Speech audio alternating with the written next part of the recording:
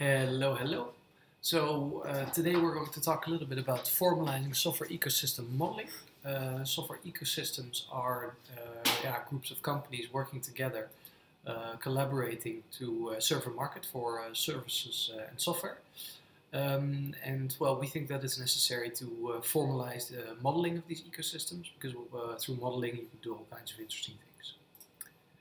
So first, I think many of you have already seen this definition, but what is a software ecosystem? We define it as a set of actors functioning as a unit and interacting with the shared market for software and services together with the relationships among them. It used to say a set of companies or a set of organizations, but we changed it to actors because, any actor can be Microsoft, which is a company, but also Slinger as an open source developer, or you doing maybe some translation work for an open source platform. So any actor.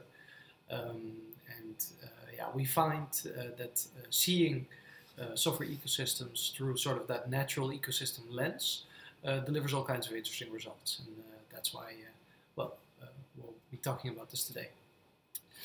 So one of the first things to look at is the fact that we have three different scope levels we look at for software ecosystems. So the software supply network on the left, the software ecosystem in the middle, and software ecosystems on the right.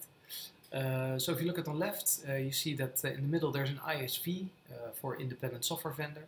That could be the company that you're studying, let's say Facebook. And Facebook has a number of suppliers, say Amazon for its servers, or Microsoft for part of the software frameworks that it uses. And then there's of course several customers, end users, people like you and me, but also companies who use the plugins for, who create plugins for Facebook. Or actually they would be on the left and then sending it also off to the customers on the right. Then you have of course the software ecosystem itself. So there you see that there's Facebook there, but there's other companies who do similar work. For instance, LinkedIn could be one of the companies that's directly above the gray ISV block in figure B. And of course, this is a great way of looking at your own ecosystem and seeing, okay, can I maybe procure that party? Can I buy that party? Or is there a way in which I can buy its suppliers and in that way make it hard for my competition? Or start a collaboration, of course. These kinds of questions are important. And then the final scope level is the software ecosystem scope level.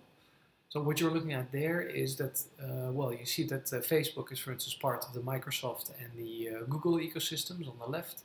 But on the right, there might be the SAP ecosystem, which Facebook obviously has very little to do with. And in this way, you can talk about, okay, well, how do these ecosystems compete amongst each other? How do they communicate with each other? Who are the bridging parties? So you can see that in the very middle, there's two parties who connect these ecosystems together. Which otherwise wouldn't maybe even be connected. So I think that's interesting. And what we are talking about today is the software supply network level, so all the way on the left. So why should you model software ecosystems? Well, basically modeling them gives you a lot of insight into what an ecosystem is doing and how it works. So basically you need to look at it for analyzing strategy. So you can for instance say, we're seeing that there's more and more suppliers of this technology, so maybe we should take away our base database technology. Say we're using Microsoft SQL Server, and now we see that there are other suppliers, such as MySQL, who are supplying similar technology. Another one as well, the dependencies in software ecosystems are layered and complex. So software ecosystems can supply insight into, okay, which components are we dependent on? And if one of these components is no longer updated, what does that mean for our ecosystem? We also think it's important to make participants explicit. So know that, you have some platform companies that supply all kinds of interesting things, but we also have some implementation partners who we need to give some kind of status in our ecosystem. Also dependencies, they apply risk. So I'm not sure if you're aware of this, but about 2 years ago, somebody retracted a package, a very small Linux package.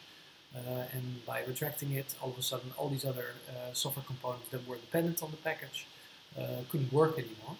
And these are exactly the kind of, this is really problematic, of course, if your product doesn't work because of some missing simple little package.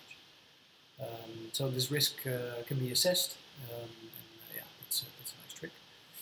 In this final note, only model relevant items is of course a bit of a, it's a bit of a cop-out. We've been doing a lot of this modeling, and you find that some things are really essential, like I said before, database technology, but some parts are also a lot less essential. So we looked at this one company that, for instance, used a PDF reader in their product, so you can open PDFs in their product. And the PDF reader cost the company, I think, 100 euros once. So it's completely not that important.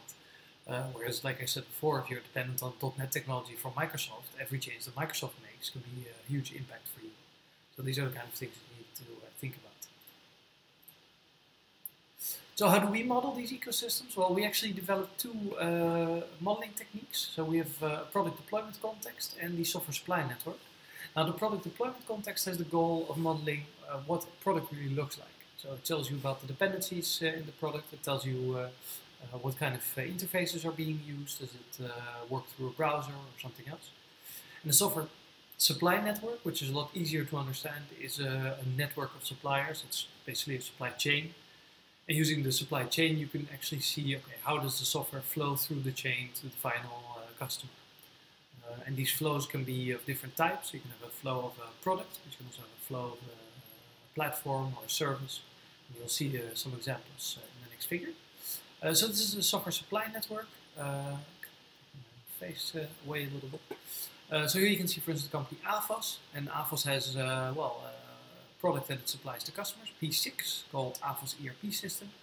And the AFAS ERP system is dependent on P1, P2, P3, P4, and P5 in Service 1.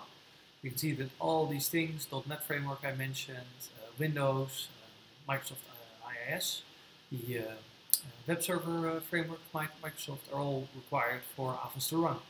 And you can also see that there are some cash flows going back. Ideally, I would always match the cash flow with the product, so this should have been actually Money 6. But this was made by students, so they actually have Money 5 here. It doesn't matter, of course, but it's nice to have some traceability in these figures. So this is a nice example. You can see that both LeaseWeb and Microsoft are supplying AFAS with technology to supply very essential service to the customer. Here's another example, again an ERP package. Some of you may know that we're collaborating a lot with software companies. Here you see Snelstart in the middle, and Snelstart is supplying P9 and P10. So that's Snelstart software, and P9 is not here, so maybe we have to ignore this one. It's probably the software and some add-ons and trainings. I would label that a service. Again, this was made by students, so I'm seeing some incorrect things. Also, you see a service all the way below, the A verbinding.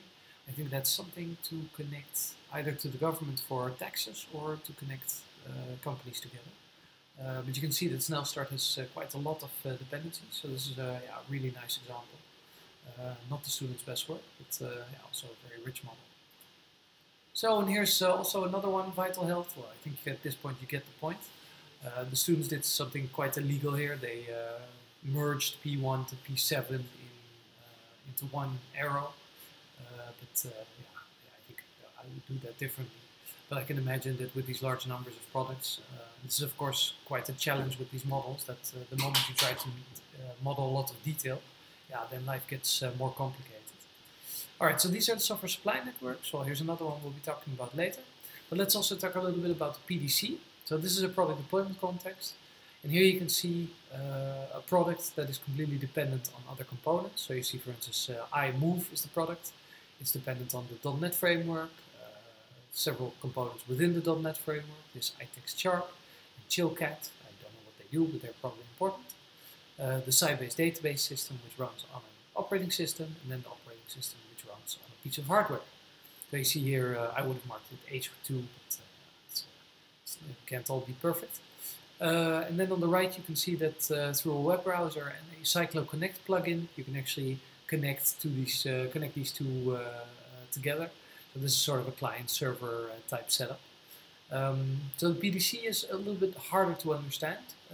Interesting question, for instance, is, well, what comes first? Is it first the web server that takes the call and then translates it to the product, and then the product talks to the .NET framework, or should it really be talking to the product first and then the product uses IIS. So that's sort of a modeling question we haven't really figured out yet.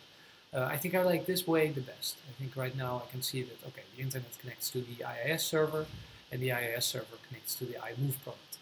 So in that way, I think this is quite a nice way of looking at it. So as a final part of this little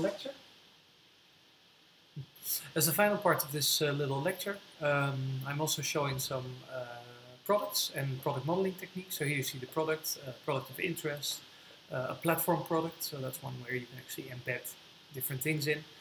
So a platform product could, for instance, be a phone or an Android, and Android could have several required apps. And then, of course, you have the hardware product, a medium between two products. So those are the PDC components, and then here you have the software supply network component. You may have already noticed the company of interest is always in the middle, in blue.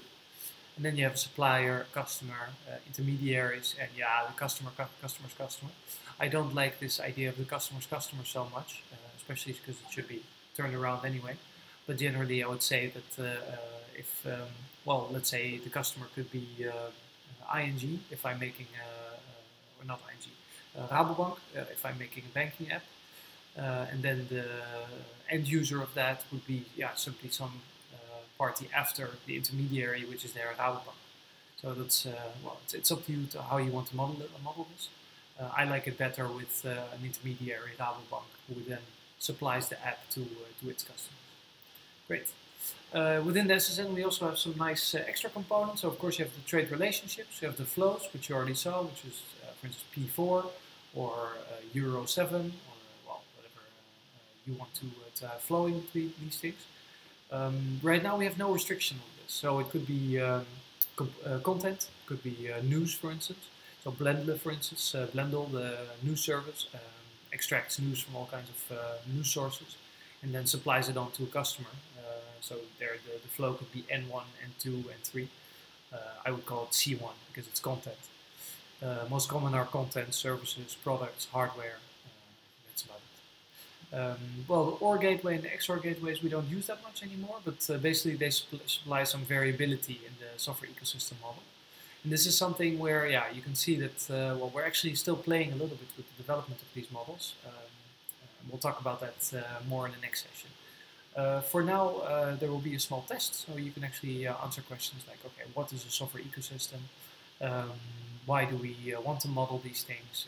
And what is a product deployment context? So I hope that gets you started. All right, thank you very much.